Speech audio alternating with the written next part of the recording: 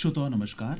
भारत के लिए ये बड़े सौभाग्य की बात है कि हम G20 देशों का जो समूह है उसकी अध्यक्षता कर रहे हैं।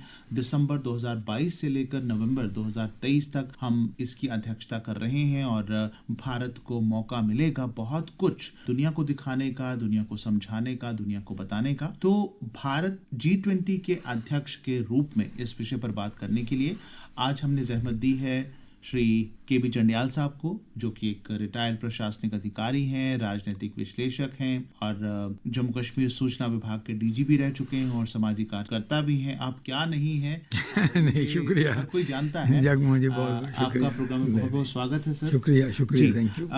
G20 की अध्यक्षता भारत कर रहा है। ये बात अपने आप में कितनी गौरव की है, कितनी सम्मान की और कितनी महत्वपूर्ण है? जगमोहन जी, ये एक बहुत ही इम्पोर्टेंट एक फेज है। आप उस पस मंजर में देखिएगा जबकि दुनिया में आजकल रशिया और यूक्रेन की वार में पूरा विश्व मिला हुआ है, इसमें जुट गया है जी। और भारत ही एक ऐसा मुल्क है जिसने ना तो किसी का पक्ष लिया और दोनों पक्षों के साथ उनके ताल्लुकात अच्छे हैं, संबंध अच्छे हैं, उनसे बातचीत करते हैं। और प्रधानमंत्री श्री नरेंद्र मोदी जी ने ये पिछली समिट में कि G20 की समिट जो इंडोनेशिया बाली में हुई थी उसमें और अदरवाइज भी वो कहते हैं कि आज का युग युद्ध का युग नहीं है। तो इस पस मंजर में जब हम कहते हैं कि कन्फ्लिक्ट कम होने चाहिए, क्यों कन्फ्लिक्ट कम होने चाहिए? पहली बात तो है कि विश्व में अगर देखें कई मुल्क जो हैं वो उनके पास रिसोर्सेज नहीं है, गरीबी में रह रहे हैं, और दूसरी तरफ जिनके पास रिसोर्सेज हैं वो उससे भी अमीर होते जा रहे हैं। तो उस पस मंजर में अगर देखें तो ये अगर हम विश्व में एक युद्ध में जुट जाएं तो जो गरीब है वो वैसे तबाह हो जाएंगे और जो अमीर हैं उनको इतना फर्क नहीं पड़ेगा। तो ये भारत के लिए एक बहुत बड़ा अवसर है कि एक विश्व के प्लेटफॉर्म पे ना सिर्फ अपनी बात कहे लेकिन दुनिया को एक नए रास्ते पे लाए, जिसका जो उन्होंने पहले कह दिया कि आज का युग युद्ध का नहीं है। तो युद्ध का युग ना होने पे वो कहते हैं कि आपके पास चैलेंजेस हैं, क्लाइमेट चेंज की है, ग्रीन क्लाइमेट, आपके पास चैलेंज है टेररिज्म का जो आप हर जगह हमें तंग कर रहा है और आपकी जितनी भी आपकी तरक्की है, विकास है, उसको रोक रहा है। क्योंकि ये चीज़ें जो हैं वो हमारी अगर देखें यूएन का जो सस्टेनेबल डेवलपमेंट गोल था 2005 में उन्होंने कहा और 2030 में पूरे करने हैं 17 चीज़ें, वो कहाँ होंगे? हम लड़ाइयों में लगे हुए हैं, हम कन्फ्लिक्ट में लगे हैं। और तीसरा जो उनका सबसे बड़ा बात है कि पेंडेमिक देखा हमने कोविड का, कोविड के बाद ये समिट हो रहे हैं और ये एक बहुत बड़ी एक जिम्मेवारी जो भारत को आई है। ये ना मैं कहता हूँ ये जो रिस्पॉन्सिबिलिटी के साथ एक भारत को अपॉर्चुनिटी भी मिली है कि अपनी बात करे, दुनिया को एक सही रास्ते में लाए। हमको पता है कि आज का जो प्रधानमंत्री ने इसका थीम दिया है वो यही है, एक धरती, एक परिवार और भविष्य। और वो किस पे रहा है? वो वही है जो हमारा प्राचीन है, वसुधैव कुटुंबकम, जो है ग्लोबल वननेस। तो वो हमारा इसीलिए है। तो हम इकट्ठे होके हम उस रास्ते पे चलें। और रास्ता इनके लिए ये जो फोरम है, ये असली फोरम तो फाइनेंशियल एजेंडा है, अर्थव्यवस्था की भाषा है, ताकि ये अर्थव्यवस्था अगर ठीक होगी तो लोग तरक्की कर सकेंगे, देश तरक्की कर सकेंगे। तो इसलिए ये जो चैलेंज है उसको एक अवसर में तब्दील करने की जरूरत है और भारत में क्षमता है कि वो पूरे एक साल में जो समिट आपने कहा नवंबर तक होगी और उसमें तक हम भारत का शो केस करेंगे, डाइवर्सिटी हमारी जो है, हमारी इंक्लूसिव ग्रोथ जो है। जंडियाल साहब, भारत इस समूह का सदस्य है, ऑलरेडी है, लेकिन एक अध्यक्ष होने के नाते किस तरह से उसकी रोल, भूमिका और अपॉर्चुनिटी जो उसके लिए बढ़ जाती है ताकि वो अपने विचारों को लोगों तक ला सके, अपनी अर्थव्यवस्था के साथ साथ दूसरी अर्थव्यवस्थाओं को मजबूती देने के लिए काम कर सकते। एज अ चेयरमैन जिसे हम कह सकते हैं, एज एन अध्यक्ष ऑफ दैट ग्रुप, उसमें भारत का रोल किस तरह से? देखिए जगमोहन जी, होता क्या है कि ये रोटेशनल चीजें होती हैं जो प्रेसिडेंसी अध्यक्षता मिलती है, उस अध्यक्षता में आपको एजेंडा सेट करना होता है। जो हमने थीम दिया वो हमारे रूट से, हमारे जो पास्ट है, माजी है, हमारे जो उसमें है उससे जुड़ा हुआ है। और हम कहते हैं पंचतंत्र। अगर ये देखिए हमारे 5 तंत्र है जिससे इंसान भी बनता है और धरती पे दूसरे जो इंसान, उन्हीं चीजों तत्वों का ही हम इंसान बने हैं, तो हमने हर चीज को अपने नजर से दुनिया को दिखाएंगे। जी।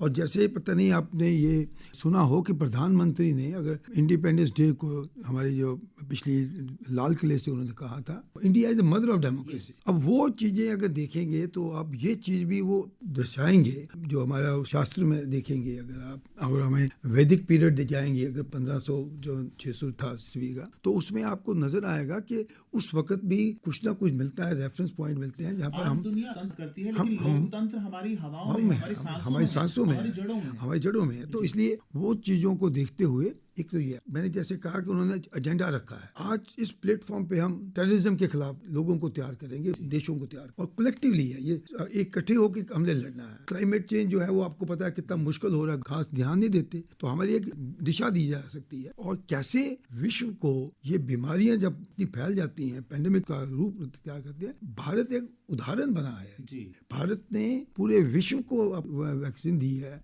और उनको मदद दी है। तो ये बैकग्राउंड में भारत एक वर्ल्ड पावर के तौर पे बन रहा है। लेकिन मैं कहता हूँ ये भी एक नई बात चली है कि इससे पहले इंडोनेशिया, अब भारत और इसके बाद ब्राजील, ये तीनों जो समिट इस समय प्रेसिडेंसी आएंगी तीन, ये सब साउथ की तरफ है वर्ल्ड। तो वो कहते हैं कि हम ग्लोबल साउथ, उसकी आवाज बनेगा भारत। तो भारत एक विश्व में बहुत बड़ी एक शक्ति के रूप में आ रहा है। और जहाँ हम कहें कि आर्थिक व्यवस्था में हमारा अब 5वां नंबर आ चुका है, वो उसकी होते हुए भी जो दबे हुए हैं, जो अंडर डेवलपमेंट, जहाँ डेवलपिंग कंट्रीज है साउथ की, ग्लोबल साउथ, हम हिंदुस्तान उसकी आवाज बनेंगे। जी, आप जो लोगो है G20 का जो भारत की अध्यक्षता में बनाया गया है, उसमें कितनी खूबसूरती से हमारा जो राष्ट्रीय चिन्ह कमल है उसके ऊपर धरती है, और इस प्रकार से दर्शाया गया है कि हमें इस धरती की रक्षा करनी है। और भारत का ये मानना कि वसुधैव कुटुंबकम, वसु यानी धरती एक कुटुंब है। हम देखिए देशों और देशों के बीच मतभेद होते हैं, इख्तिलाफात होते हैं, लेकिन जब ये भावना पैदा हो जाए कि पूरी धरती ही एक परिवार है, तो हम किसी को ना तो बेगाना समझेंगे, ना किसी के साथ ईर्ष्या, द्वेष या दुश्मनी रखेंगे। तो ये संदेश भारत का, वो भारत जो नानक का देश, जो बुद्ध का देश है, जो गांधी का देश है,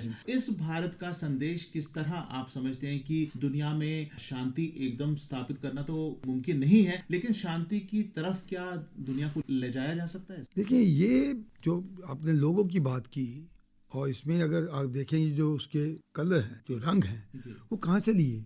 हमारे तिरंगे से हैं।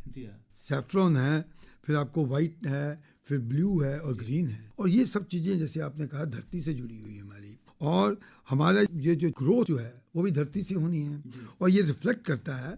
और इसके नीचे भारत लिखा भी हुआ है, तो इन चीजों को रिफ्लेक्ट करता है। जैसे आपने बिल्कुल सही कहा कि हम जुड़े हुए हैं धरती से, और रिफ्लेक्ट करता है वैल्यू ऑफ लाइफ, जो हमारी जिंदगी की जो वैल्यू है, उस चाहे वो हम इंसान हैं, चाहे वो एनिमल्स हैं, पशु पक्षी हैं, हम सबको एक समझते हैं और हम सबकी रक्षा करना चाहते हैं, इज्जत करते हैं, रिस्पेक्ट करते हैं। हमारी प्रार्थना करते हैं, उसमें भी शांति करते हैं। तो हम प्रकृति में, वनस्पति में, मनुष्यों में, पशुओं में, बिल्कुल पद्मा होनी चाहिए। तो इसलिए ये पूरे प्लेनेट में जहाँ पर हमारा अर्थ है, ये पूरा यूनिवर्स जो है उन्होंने इस लोगो में ही समा दिया है। तो मेरा क्या, इससे खूबसूरत लोगो कहीं बन नहीं सकता था। हिंदुस्तान की प्राचीन कला हो, या कुछ भी हमारी संस्कृति हो, या हमारे विचार हो, या वैल्यू सिस्टम हो, वो सबको रिफ्लेक्ट करता है। और ये बेहतरीन एक लोगो बन के आया है, और मेरा ख्याल है सम्स अप एवरीथिंग। जी, भारत को एक जमाना था कि सपेरों का मुल्क कहा जाता था या माना जाता था, और आज समय है कि भारत तरक्की की राह पर आगे चल रहा है और दुनिया की 5वीं बड़ी अर्थव्यवस्था बन चुका है, जबकि दुनिया के बड़े बड़े मुल्क आज आर्थिक तंगी का सामना कर रहे हैं। कोरोना ने तो सबकी कमर तोड़ के रख दी है, लेकिन उसके बावजूद भी भारत खड़ा है, मजबूती से बढ़ रहा है। भारत विविधताओं का देश है, दुनिया का सबसे बड़ा लोकतंत्र होने के साथ साथ आप देखिए भाषा हो, बोली हो, खान पान हो, रीति रिवाज हो, या भौगोलिक दृष्टि से भी कितनी विविधता है।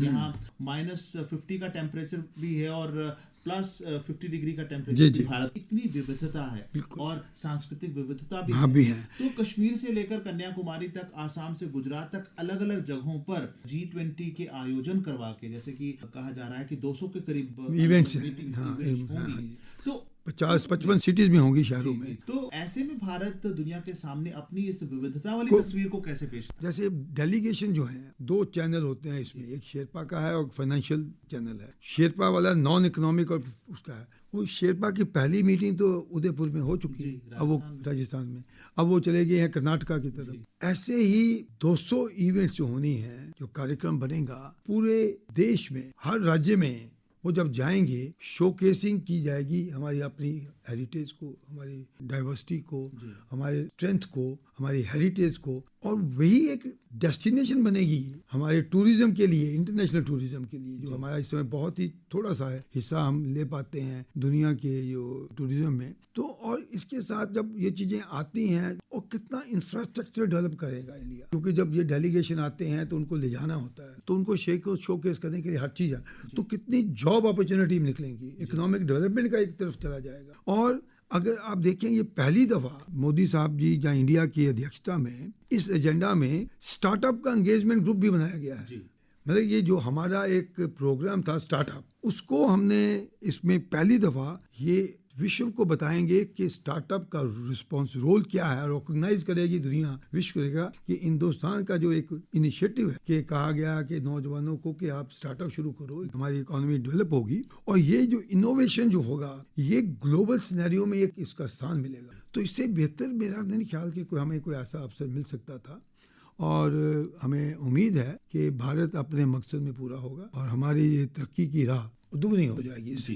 अभी कल ही घोषणा हुई है कि एक इवेंट मार्च के महीने में लद्दाख में होने वाला है, और उम्मीद है कि जम्मू में भी होगा, जम्मू कश्मीर के लिए भी जल्द एग्जैक्ट डेट्स की घोषणा की जाएगी। जम्मू कश्मीर को लेकर दुनिया में दुष्प्रचार भी चलता है, गलत धारणा जो है उसको पेश करने की कोशिश भी की जाती है। तो जम्मू कश्मीर में इस तरह के इवेंट करवाने के बाद दुनिया को किस तरह का भारत की सच्चाई और जम्मू कश्मीर के भारत का अटूट अंग होने का संदेश किस प्रकार दिया जाए? देखिए, मेरा नहीं ख्याल कि विश्व को कोई संदेश देने की जरूरत है कि जम्मू कश्मीर भारत का अटूट अंग है। ये अटूट अंग है, ये विश्व ने इसको माना है। अगर आप देखेंगे, जब 370 दफा को हमने चेंजेस लाई, कॉन्स्टिट्यूशन लाई, जहाँ जम्मू कश्मीर के अंदर भी कोई खास प्रतिक्रिया नहीं हुई, लोगों ने इसको अच्छा माना। जम्मू में तो वैसे ही बहुत खुशी की लहर थी, और इवन हमारे कश्मीरी भाइयों ने भी इसे कबूल किया। अब वो महसूस करते हैं कि ये उसके हटने के बाद जो प्रगति हुई है, जहाँ उनको अच्छे अवसर मिल रहे हैं, इसी तरह भारत विश्व के किसी भी प्लेटफॉर्म पे ये बात नहीं करता है कि वो हमारा अटूट अंग है। क्यों? ये कबूल हो चुका है। और ये यहाँ पर जब आएंगे, यहाँ पर कितने पर्यटक आते हैं, डेलीगेशन आते हैं, मेरे हिसाब से वो बात नहीं है। बात ये है कि हमने इस हर इलाके में कितनी प्रगति की है, और जो डाइवर्सिटी की बात है उसकी बात को वो प्रोजेक्ट करते हैं। और जम्मू कश्मीर ये जो कहते हैं दूसरा स्विट्जरलैंड है, हमारे जो कश्मीरी भाई हैं उनका को मान लेना, और उनके इस्तकबाल जो होगा किसी भी हो, चाहे वो कश्मीर में हो या जम्मू में हो, उससे दुनिया की आंखें खुल जाएंगी बिना कहे ही। तो मेरा नहीं ख्याल कि हमें इस बिंदु पे ही हमें अटकना है कि हमारा अटूट अंग है।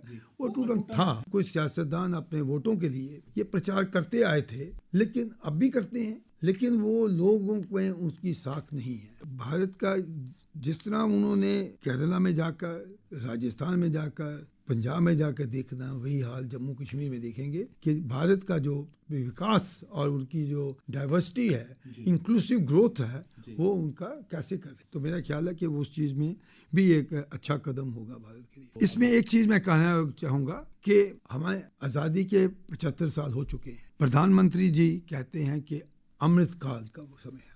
75 साल से लेके हमें जब 100 साल तक, 25 साल को जो आगे गए हैं, वो हमारे लिए एक एजेंडा है। और ये G20 जो है एक बहुत बड़ा मील पत्थर होगा कि उस तरक्की को, इंक्लूसिव ग्रोथ को, जिसका वो संदेश विश्व को देना चाहते हैं, वो हम अपने पे भी लागू करते हुए 25 साल में वो कर दिखाएं जो पहले 75 साल में नहीं हुआ। प्रधानमंत्री का ये भी एक इसके साथ कनेक्ट करना है कि अमृत काल का समय है, और अमृत काल में हमें आगे बढ़ना, आत्मनिर्भर का जो प्रण है और उनकी फेथ है, उनका एक संदेश भी है, और एक उनकी कमिटमेंट है, डिफेंस में कितना करने की कोशिश किया है। तो वो चीजें जो है वो एक सिंबलाइज करती हैं, दर्शाती हैं भारत में पोटेंशियल है, उस पोटेंशियल को आगे ले जाना है, उसको हमें एक जमीन पे और उनको रियलिटी में तब्दील करना है, और वो 25 साल अगले जो है उसको उसकी शुरुआत G20 के साथ ही होगी। जी, और जैसा कि हमने लक्ष्य अपना निर्धारित किया है कि भारत जो कभी विश्व गुरु था दोबारा से विश्व गुरु बने, उस सफर में हम G20 को शुरुआत मान सकते हैं उस सफर। जंजाल साहब, आज की इस बातचीत से हम इसी निष्कर्ष पर पहुंचते हैं और यही उम्मीद करते हैं कि G20 की प्रेसिडेंसी का मौका भारत को मिला है और भारत जो कि शांति, सच्चाई और अहिंसा का पुजारी देश है, इसका संदेश पूरी दुनिया तक फैलेगा। हमने हमारे आग्रह पर अपने बिजी शेड्यूल से समय निकाला और यहाँ पर आए। बहुत बहुत आपका थैंक यू, बहुत बहुत शुक्रिया आपका मुझे यहाँ बुलाने।